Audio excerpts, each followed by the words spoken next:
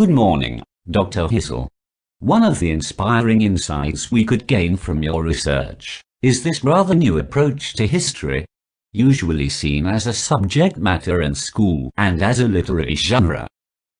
I refer to the following quotation. History explained, therefore, how and why one was the product of past actions, either by others, who had shaped one's culture, mentality, and even influenced in behavioral patterns, and one's own actions, which had forced one's development into the present shape.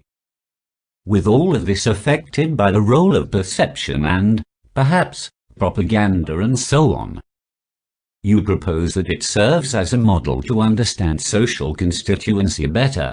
I go even further. Not only do I believe that we gain insight by making analogies between the process in the making of history and the constitutional process. In my study, I defend the idea that collaborative writing of a common history is a form of community learning, which in parallel establishes a constitutional process. This means that history as a process, not as a product, could serve as an alternative form of governance, namely self-governance in open societies. How should we deal with the dangers of history throughout this process?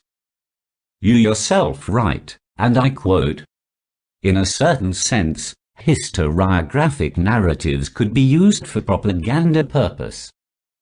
This was a well-known phenomenon in development theory, which primarily used its narrative to exemplify values or give models. In fact, it is probably one of the most effective mechanisms for propaganda. See the films made during World War II as an example. There are two approaches to the concept propaganda. What you mention is the use of skillful narrative in order to manipulate the mind of others with the intention to shape their opinions against their will. A form of brainwash. It is true that this happened in German cinema during World War II and also during and after the Cold War at both sides, the US and the USSR. It is never fully possible to manipulate all the audience, but it is true, as I explained largely, that the combination of propaganda effects with facts is most powerful and people are often not aware.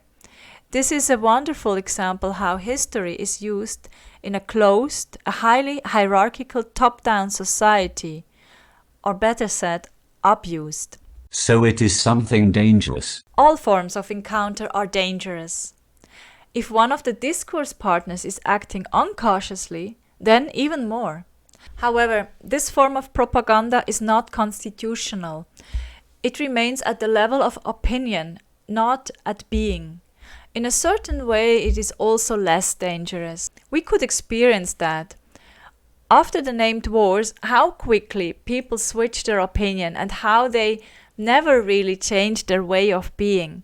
It might seem that it is more relevant if an envious person is just speaking bad about a neighbor and gossiping, or if that same person in a different context is denouncing the person as, let's say, a homosexual in the homophobic Nazi Germany. The latter is certainly more important from a practical point of view and the victim's point of view. From an ethical standpoint, this makes no difference. It has to be reminded here that some people have been able to show their humanity and inner greatness in times of greatest despair. But they would probably be equally noble-minded in less spectacular situations. When I address propaganda, I do not refer to this level.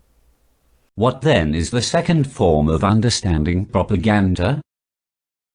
The way Phillips and Huntley address propaganda in Dramatica includes all this, but goes further. Propaganda can also be a positive way of manipulating people, in the sense of didactics. It can even be cautious on both sides, in the sense of propaganda as awareness. In last consequence, when writing a collaborative story, also a historical account, we have to find agreement on the semantic, structural, and dynamic gaps to make and where to position them in the storytelling process. So we do this by purpose, as a form of agreed common self-expression. What is constitutional is not so much the propaganda itself than the process in finding that agreement.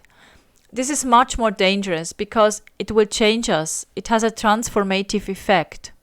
Now, I'm not longer sure if I want to engage in that game, Spindle, or not. This is the answer you have to give to the universal claim of life. Thank you. Thank you, Graham.